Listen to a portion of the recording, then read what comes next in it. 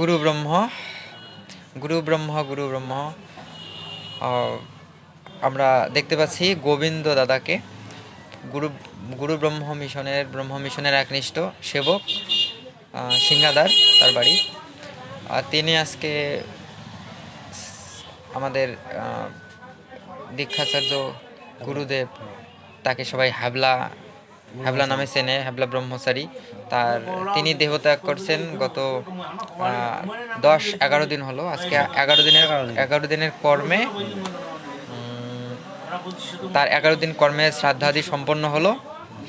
আর দুঃখের বিষয় আমরা যেতে পারিনি, কিন্তু ভাগ্যক্রমে আজকে গোবিন্দ দার সাথে দেখা হলো। গোবিন্দ দা অত্যন্ত প্রিয় মানুষ, খুব ভালো মানুষ, আমার কাছের মানুষ, খুব ভালোবাসে।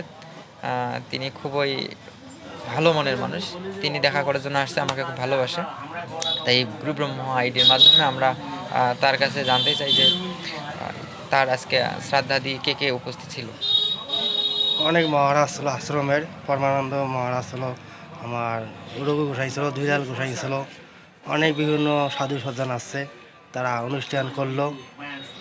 অনুষ্ঠান সারাদিন বিভিন্ন অনুষ্ঠান হলো, সেবা হলো। হ্যাঁ, অনুষ্ঠান হলো, সভা হইলো, অনেক ভক্ত শিষ্যরা আসছে। ওনার যে শিষ্যগুলো সব সেগুলো আসছে? হ্যাঁ, আসছে, অনেক শিষ্য আসছে। কোনো শিষ্য আসার বাকি ছিল? না, আর হয়তো 2-1 জন আছে, কালকে হয়তো আসবে, দেখা সাক্ষাৎ করে উনি যাবে। কোথায় ছিল সেটা ওই সাধু কোথায় ছিল সেটা এতদিন? উনি ঘিরে, হ্যাঁ, ভাবলা শুধু কোথায় ছিল এতদিন? ঘিরে ঘিরে বাড়িতে ছিল, ঘিরে আশ্রমে ছিল এতদিন। গৃহাশ্রমে এতদিন উনি ছিল। হ্যাঁ, উনি ছিল। ওনার বয়স আনুমানিক কত হইতে হবে? প্রায় 100 পার আছে। প্রায় 100 পার। উনি ব্রহ্মচারী মানুষের তো বেশি দিনে বাঁচে। 100 পার আছে। যাই হোক, তিনি হরিদাস গোসাই ভক্ত হ্যাঁ, শিষ্য ছিল। উনি অসুস্থ হয়েছিল মনে হয় না? অসুস্থ ছিল কিছু তা বছর এ- ধরে। এটা এটা তিথিটা দক্ষিণায়ন না উত্তরায়ণ চলছে? এটা মাঘী পূর্ণিমায় এই গুরু আশ্রমে অনুষ্ঠান যদি হতো, সেদিন দিয়ে তা করছে মাঘী পূর্ণিমায়, দিনে।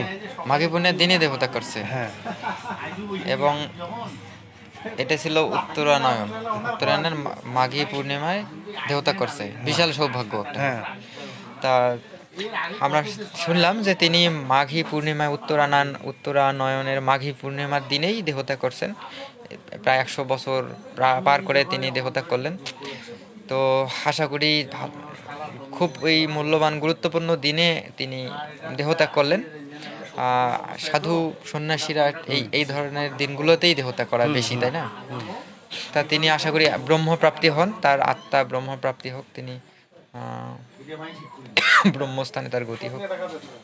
আমরা তার জন্য এটাই কামনা করি।